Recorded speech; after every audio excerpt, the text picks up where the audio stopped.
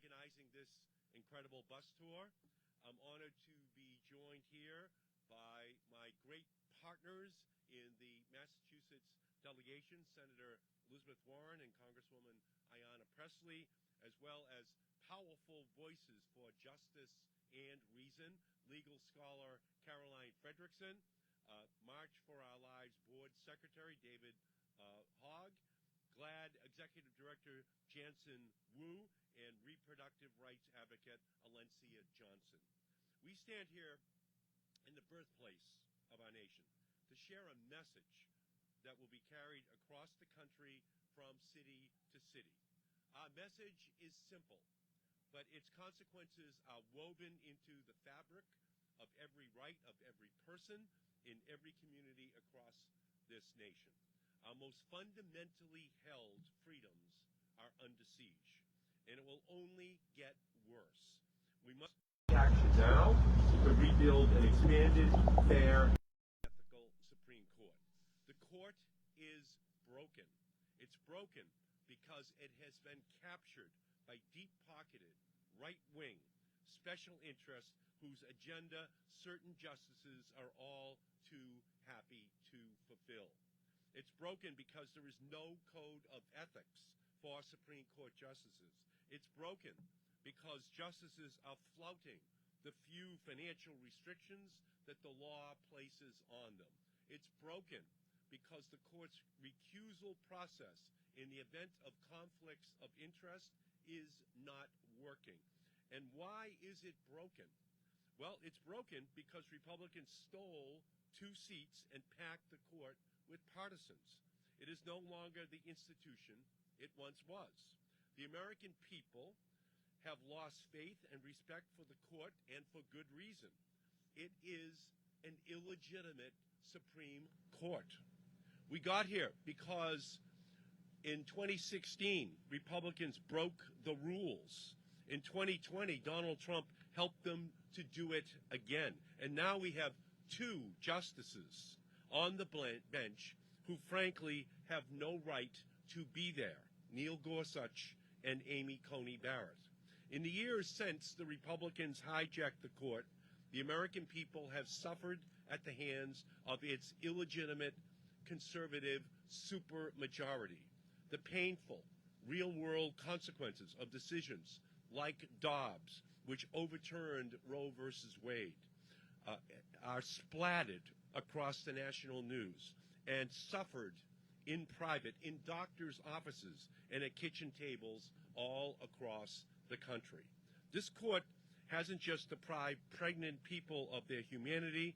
In its decision in the case of the New York State Rifle and Pistol Association versus Bruin last term, the court ignored the suffering of families who've lost lives from the unrepentant scourge of gun violence in our nation.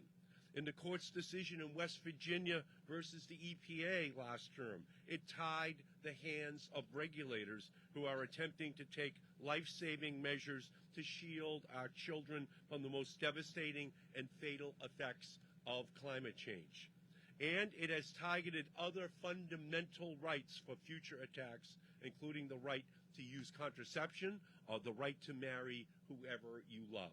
This court has put the rights of all Americans in jeopardy, but especially those of people of color, women, immigrants, and LGBTQ plus rural and low-income communities.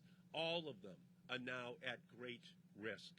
But when something is broken, we don't just agonize, we organize. That's what today is all about. It is to demand a fair, ethical, and expanded Supreme Court. Here's what we can do. Our first order of business is to expand the court and reclaim the stolen seats. We don't have the luxury of wondering if the court will issue radical partisan rulings that shift the foundations of freedom under our feet. It's a matter of when and who will be the target of those decisions. Because the extremist right wing will not stop, neither will we. We are going to fight. So let's start with undoing the theft of the 2 seats on the court by adding 4 seats to the court. Now, Congress can do that by passing my bill and Senator Warren's bill, the Judiciary Act, to expand the Supreme Court, rebalance it, and begin to restore Americans' confidence in it. Expanding the court is constitutional. Congress has done it before, and Congress must do it again. But that is only the start. We need to clean up the court as well. We have to ensure that the mockery which Justice Clarence Thomas is actually committing is corrected, because it is a violation of the public trust. He has refused to recuse himself on cases about efforts to overturn the 2020 presidential election, in spite of the fact that his wife was implicated in them. Justice Thomas violated his duty and hid hundreds of thousands of dollars in luxury travel provided by Harlan Crow, a rich right-wing benefactor pushing a far-right agenda. Justice Thomas has also failed to disclose that Crow has purchased Thomas's mother's home and allowed her to live there rent-free. And those are just the ethical violations that we know about. Clarence Thomas is serving on the High Court with the highest level of corruption. I will say what needs to be said. Clarence Thomas should resign from the Supreme Court of the United States. His reputation is unsalvageable. It is evident that he cannot judge right from wrong, so why should he be judging the country's most important cases on its highest court? And the court must root out this type of unethical conduct from occurring again. The court must take action in order to rebuild its legitimacy by enforcing its own recusal rules, adopting a binding code of conduct, strengthening restrictions on gifts and privately funded travel, and increasing the transparency of justices' financial dealings and interests. Our goal to the Supreme Court is simple. Get your house in order, or Congress will do it for you. I am grateful to stand here, shoulder to shoulder, with powerful advocates who love our nation, its peoples, and are committed to the fight to fix it. When we fight together, we will win together. And now, let me introduce a fighter who has no equal in our country for all of these issues to protect justice in our country, the great Senator Elizabeth Warren. Thank you. Come on up here. Come on, Congresswoman. When he says shoulder to shoulder, he means shoulder to shoulder. We're standing on our marks. That's right. That's right. Good morning. Good morning, Boston. Oh, it is good to be here with Senator Markey, with Congresswoman Pressley, and with so many fierce advocates who recognize the importance of a fair and ethical Supreme Court. We are building a nationwide movement to ensure there is a majority on the Supreme Court that stands up for equal justice.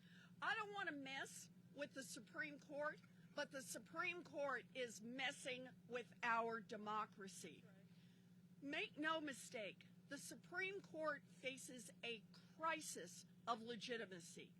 Extremist, Republican-appointed justices have issued decision after decision that defy basic principles of law, defy years of precedent, and defy public opinion, all in order to advance a narrow political agenda to benefit a privileged few.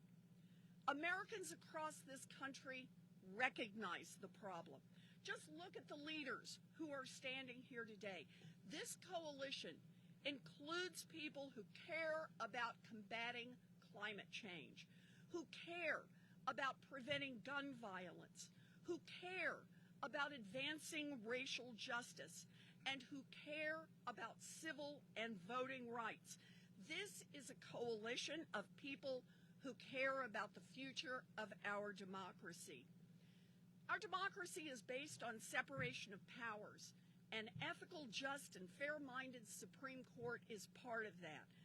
But that court has disappeared, captured by a handful of extremists who want to use the court to further their own extremist personal views instead of advancing the law. Consider Roe versus Wade. Last year, an extremist court upended nearly 50 years of precedent when it overturned Roe. After having said at the time they would respect precedent, that they would follow settled law as soon as they got the vote, the Supreme Court tossed out Roe like yesterday's trash. But the courts do not get the last word. In our democracy, the American people will have the final say. And in 2024, make no mistake, Roe is on the ballot. Or consider the current ethical problem in the Supreme Court. The American people deserve a fair judiciary that is accountable to the rule of law, not to wealthy Republican donors. We now know that for over 2 decades, Justice Clarence Thomas accepted lavish gifts from a wealthy Republican megadonor. Clarence Thomas violated federal ethics laws. The words above the entrance to the United States Supreme Court say equal justice under law.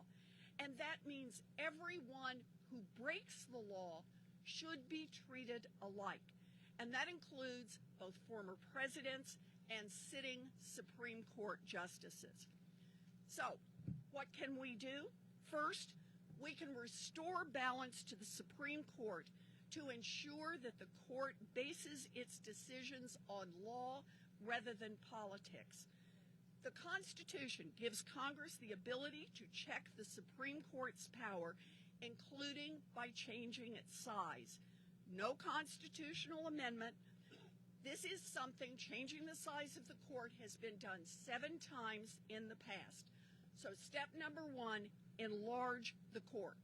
And that's why I am glad to partner with Senator Markey in support of the Judiciary Act to expand the court. Second, we need to pass a much stronger set of ethics rules to govern Supreme Court justices. We need a strong cop on the beat to make certain that those rules are enforced. No one should have to wonder whether the justice who heard their case ignored the law because his wife had a stake in the outcome, or his friend who takes him on $500,000 vacations wanted him to rule a certain way. The days of the court's so-called honor system are over. It's time to pass serious ethics rules that apply to the United States Supreme Court. Expand the court, pass serious ethics rules. This is how we restore justice at the Supreme Court and protect our democracy. And there is no better fighter in this battle for our democracy than my sister in all good and righteous fights, Congresswoman Ayanna Pressley. Congresswoman Pressley. Thank you. Indeed, I'm grateful for my partners here in government, Senator Markey and Warren, that is right, who take on these righteous fights on those issues of consequence, especially during these unprecedented times. I'm grateful for their partnership and their leadership. And I am also buoyed and heartened and emboldened by the strength of solidarity in this moment with my siblings in the movement and the broader work of justice to bring peace and healing and to advance justice for the most marginalized. Angela Y. Davis said, "I'm no longer accepting the things I cannot change," and said, "I'm changing the things I can no longer accept." Justice delayed is justice denied.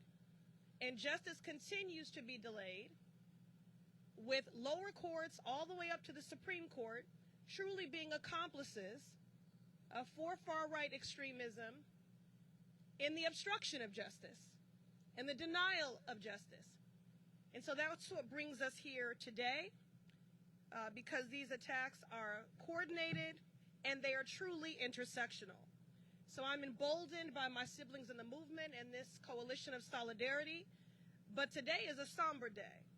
This is a dark day in American history.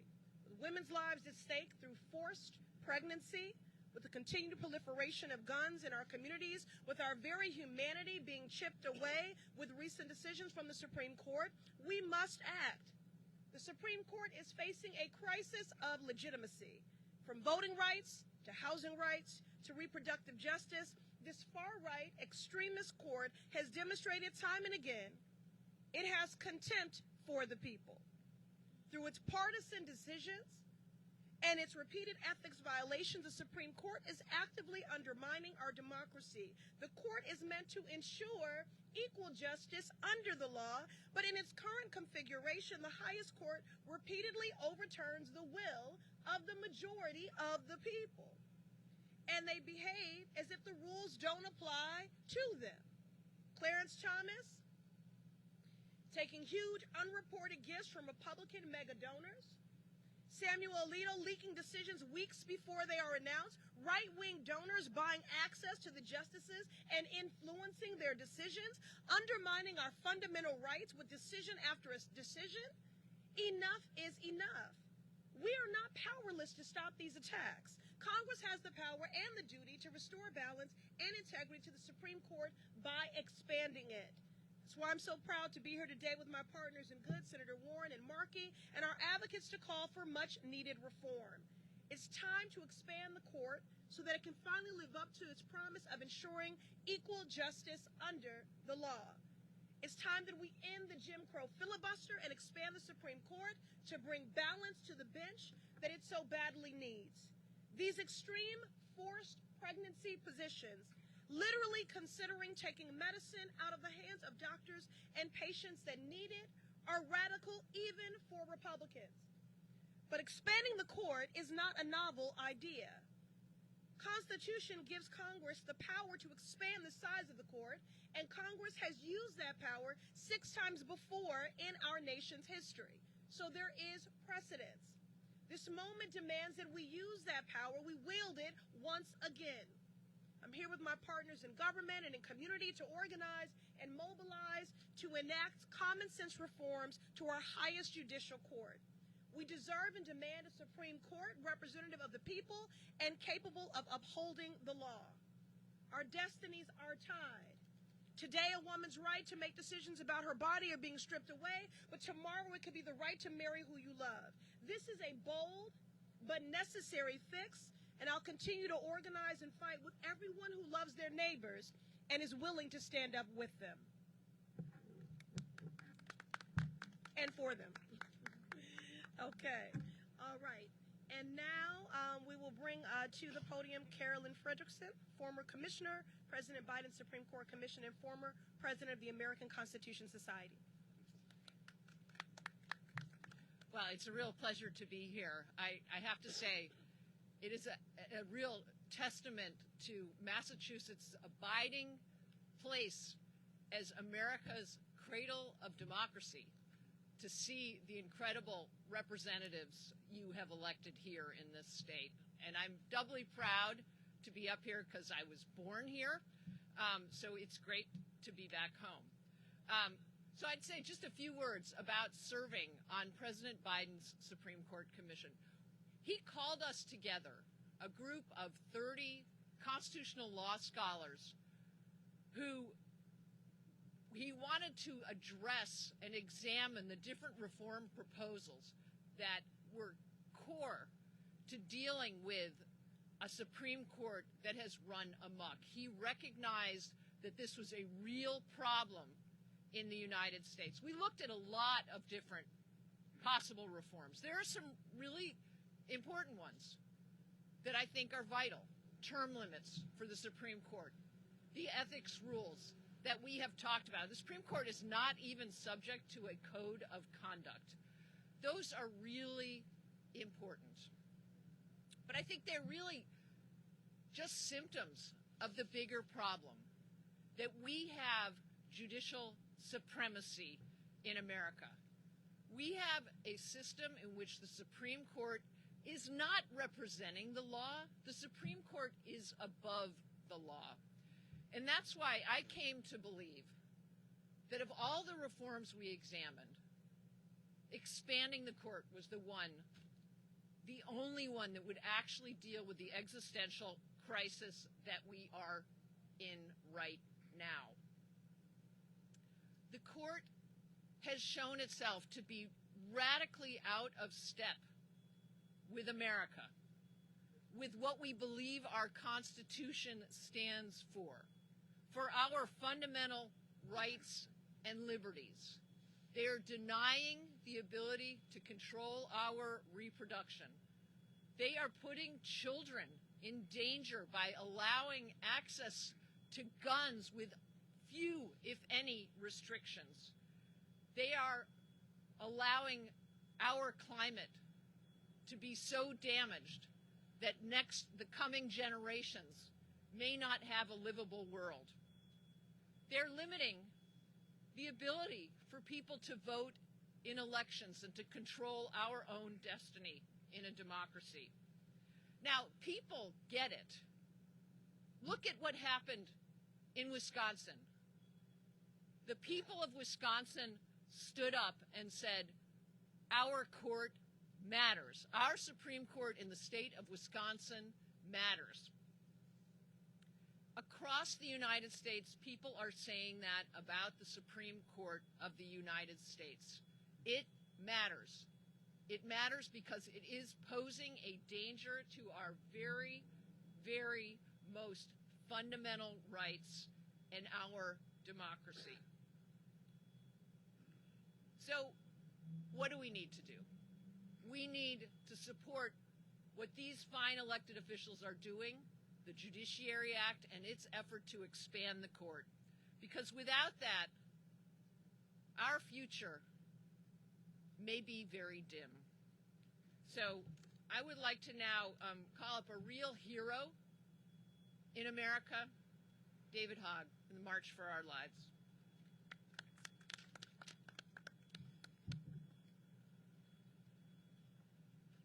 Thank you all.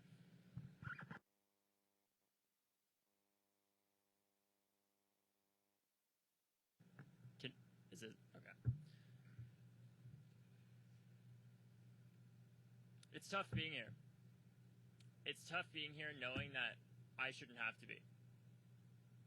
Young people that have experienced an unprecedented level of violence and trauma in their schools and in their communities should not have to be out here right before they have to take finals in college simply because the people who were the adults when they were children failed to be the adults that we needed.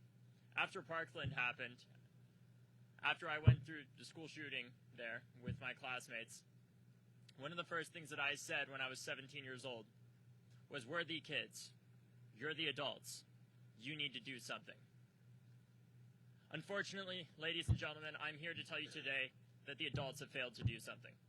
And now, with the next generation coming in, we have to do something. All of us agree, the highest court should not be sold to the highest bidder. Unfortunately, that is not the case in this country right now. We often hear the former president talk all the time about major conspiracies of people who actually control our government. Those conspiracies are false, but there is a conspiracy in the United States that is right in front of all of us that is not being talked about. It is called the Federalist Society. The Federalist Society is the reason why these extremist positions have been made and decided on behalf of the American people, largely without their consent from a non-popularly elected body that is the United States Senate, an institution that from its inherent nature was made and remains undemocratic to this day, that fails to represent millions of Americans that pay taxes to our government, quite literally taxation without representation. From places like Puerto Rico to places like Washington, D.C., American Samoa, and Guam. Those people are not being heard. They are all affected by these decisions.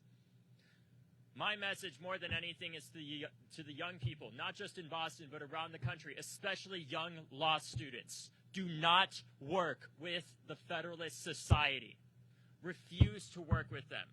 I understand that that can be hard when you need to get a clerkship and it may not be possible if you're not a member of the Federalist Society, but I'm here to tell you today that if we continue to let this extremist organization that can go to presidents like President Trump and say, here is the list of people that we are going to allow you to appoint to the Supreme Court, we may not have a country in the future to begin with, because the Supreme Court is becoming an illegitimate institution due to the corruption of this far-right extremist organization that is destroying the very foundation of what it means to have a system of checks and balances and a judicial system in this country. But I also want to let you all know, as dark as the things that you've heard here are today, that fear is not going to get us out of here. We have to have hope. We have to know that it does not have to be this way. Every other high-income country in this world does not have school shootings on a daily basis. And it's not because they don't have mentally ill people. It's not because they have better doors. It's not because they have cops in every school. It's because they have common sense laws in place that stop the dangerous and irresponsible from being able to access guns in the first place. The Supreme Court of today is fighting for a world where the shooter at my high school, a 19-year-old with a clear history of mental illness and anti-Semitism and racism, his right to an AR-15 has been decided by this extremist group of the Supreme Court, a dictatorial judicial group, that his right to an AR-15 is worth more than the right of Joaquin Oliver, a 17-year-old student at my high school who fled violence in Venezuela with his family and moved to Parkland, Florida for his chance to achieve the American dream. That the shooter at my high school, a 19-year-old's right to an AR-15 is worth more than the right of Joaquin Oliver to the American dream, to make that dream a reality. And unfortunately, that dream has been turned into a nightmare because of this court. But it is incumbent on all of us, as has been done before in this state and in this city, to stand up for what is right and demand that we have the proper representation. Because we still live in a nation, unfortunately, where there is taxation without representation. And many of these decisions are being made by the Supreme Court, and it's killing the future of our country. So we must expand the Supreme Court, but we also have to keep voting as a generation. Our generation, Gen Z, and older millennials have been voting at the highest rates ever in American history, and it's not 50-50.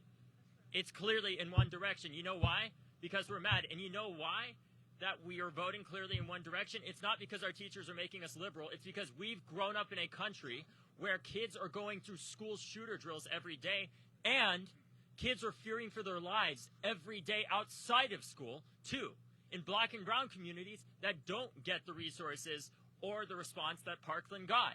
And it's not that Parkland doesn't deserve the type of response that we got from the federal, state, local level, and all Americans around the country.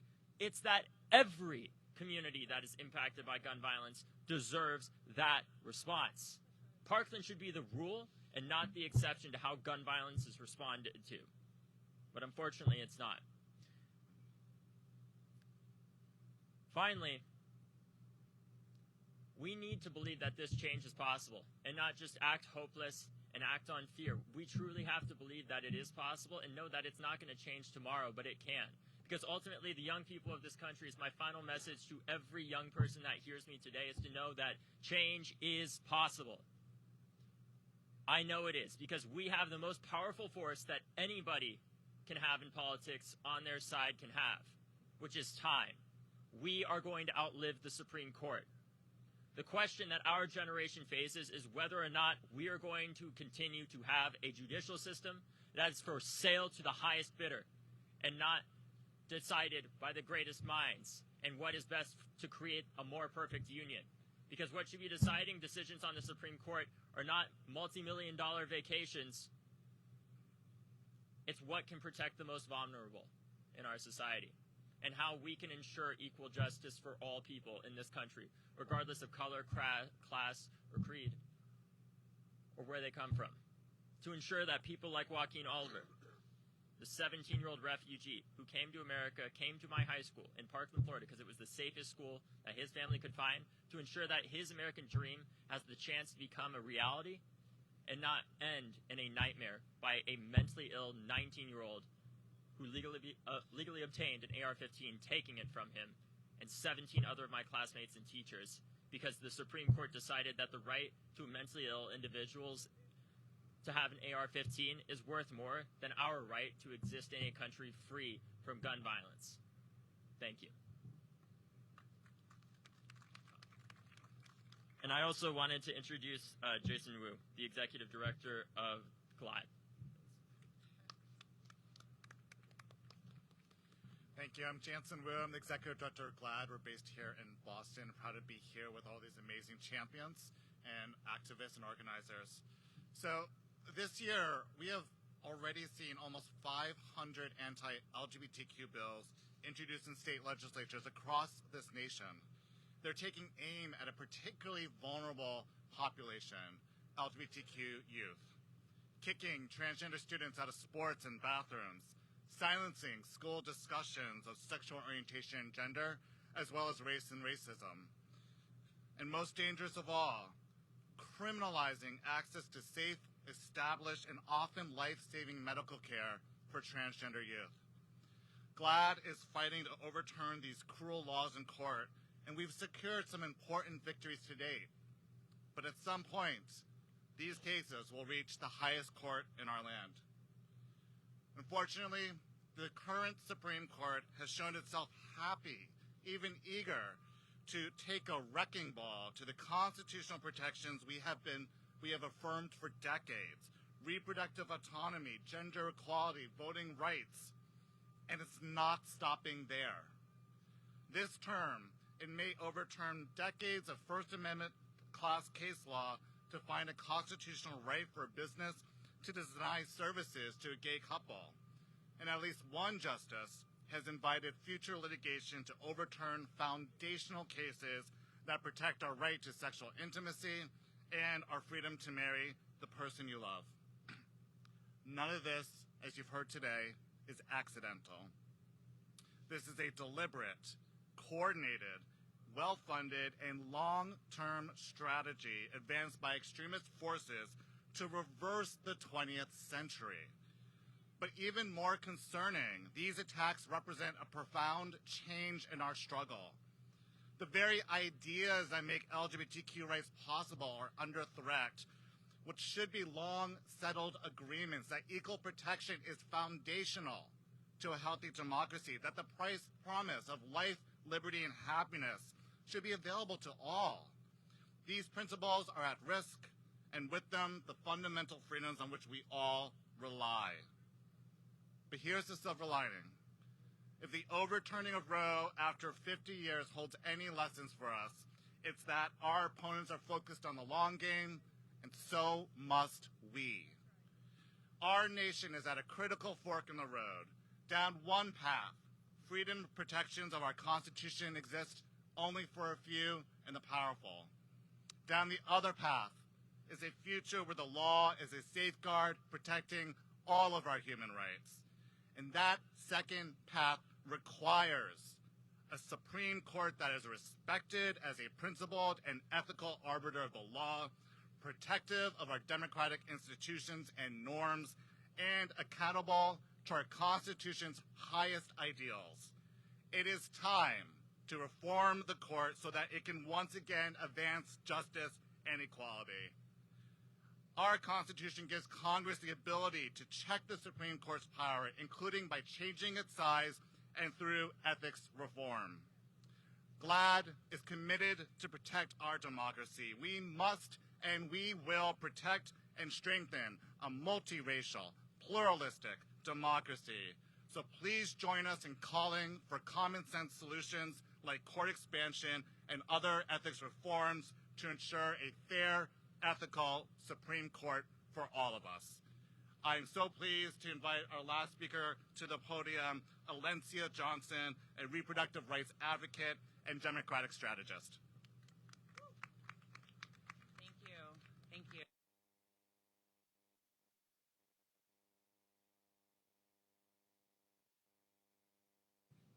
Can you hear me now? As everyone has said, we are in the middle of a crisis here with our judicial system. It seems like every week on a Friday, we are waiting for a court to decide whether or not women and birthing people have the right to agency over their bodies. in this country, a country that my late grandmother fought for me to have voting rights, for me to be able to go to desegregated schools, for me to be able to have agency over my body, and yet she passed away and left a country where I have less rights than she did. I'm so honored to be standing here with so many activists, as well as electeds, who are fighting day in and day out for our rights. And the reality is we can continue to elect Democrats and pro-choice people up and down the ballot. They can pass legislation. But if it gets to the Supreme Court, with the right-wing extremists who lied in their confirmation hearings, saying they would uphold Roe v. Wade, saying they would uphold Casey versus Planned Parenthood, saying they would go forward with precedents, and yet what we saw in the Dobbs decision, they threw that out the window. The jobs that these wonderful champions are doing really won't get done. Our rights will be overturned. And I want to make this very real as I think about the Texas case right now. We've been hearing a lot of medical professionals talking about this will set bad precedent for the FDA to approve other medications, and that is absolutely true. But what we're not talking about are the women and birthing people who are driving to appointments, wondering whether or not they can seek out the care that they need. When the Dobbs decision was leaked, before it was actually overturned, before the law came out, when it was leaked, healthcare centers across the country were full of calls from people who did not know whether or not they could come in that day or the next day for their abortion. We are in a scary time. This is one of the wealthiest nations that we've talked about. And yet, women and birthing people, particularly black women, have some of the highest rates of maternal mortality because of these unjust laws. We are in the wealthiest nation, and yet children are dying by gun violence. We are in one of the wealthiest nations, and yet we're in the middle of a climate crisis. I can go on and on and on for gerrymandering, voting rights, affirmative action. The list goes on. But the reality is, it all begins with us reforming the Supreme Court in order for us to take this nation back. And I don't even want to say we are the rising majority. We are the majority. Poll after poll after poll tells you that the American people are on the side of the issues that we are talking about. And there was a poll this morning that said 6 in 10 Americans have little to no confidence in the Supreme Court. And as dark as that is, that gives me hope, as everyone has talked about.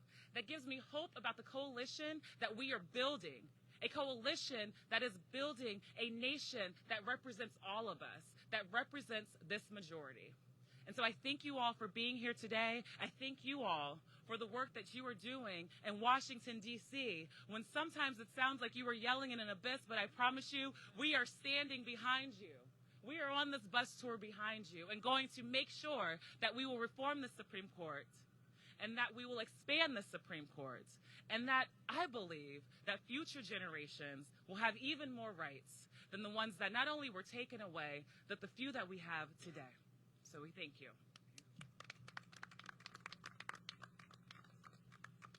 So, any questions?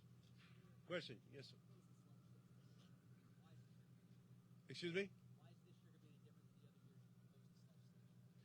Well, the momentum for the passage of the legislation to expand the Supreme Court is going to grow with each and every Supreme Court decision that is issued by this illegitimate court.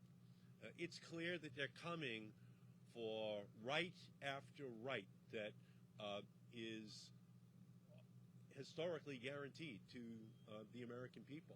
And there is a movement that is growing.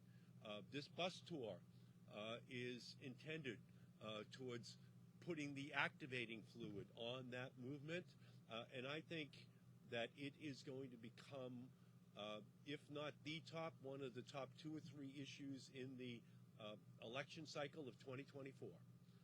The Supreme Court is out of control. It's illegitimate. It's going to undermine the rights of Americans, and especially those who are poor minorities, LGBTQ, those who want to be protected from the NRA, those who want to be protected from the climate crisis. Those are the issues that this court is going to undermine. And my feeling is that we're going to see more and more support for a change at the Supreme Court as they issue their additional decisions. Questions from anybody? Off topic, yeah. About what? Sudan, yes.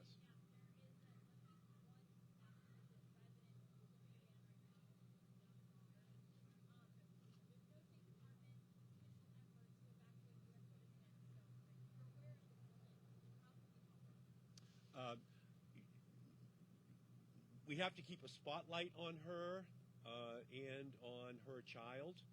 We have to make sure that that the Sudanese government and the rebels know that the United States is going to hold them to account if anything happens to any American citizen. And at the same time, we have to work to try to find ways in which we can evacuate any American who wants to be evacuated, although the conditions right now are so dangerous that it may be too precarious in order to move from where they are sheltering right now. But we have to put a spotlight on her. We have to make sure that the Sudanese government knows that we will be very, very, very unhappy if anything happens to her. And I know the Biden administration is working right now in order to bring both parties together so that we can end this conflict as quickly as possible. I know Congresswoman Pressley. Question.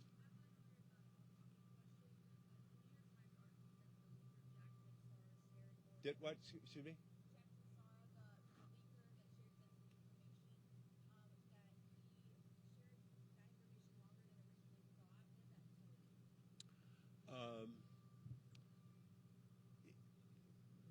We do not have sufficient safeguards around America's most important secrets, and it's pretty clear that as more revelations are made public, that the whole concept of need to know of the most important national security secrets we have has to be overhauled. There are too many people who have had access to it who clearly should not have had access to it, and we need a better system for our government to be able to identify when these leaks occur so that it can be shut down as quickly as possible. All of this additional information that is being revealed is making it very clear that neither of those safeguards have been put in place. No, it's very concerning that no one noticed, and that we're continuing to learn about these revelations from press reports more than from our own government. It is something that clearly is going to call for a tearing down of the system that we have right now and putting something in place that does work in order to safeguard the most important national security information which we have. I do. Yes. Question. Yes, ma'am.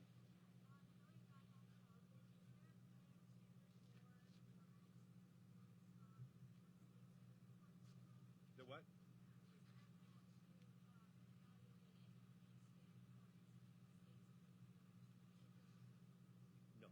No, that is not part of this movement. We are here to deal with the crisis of the United States Supreme Court, not at the state court level. Questions?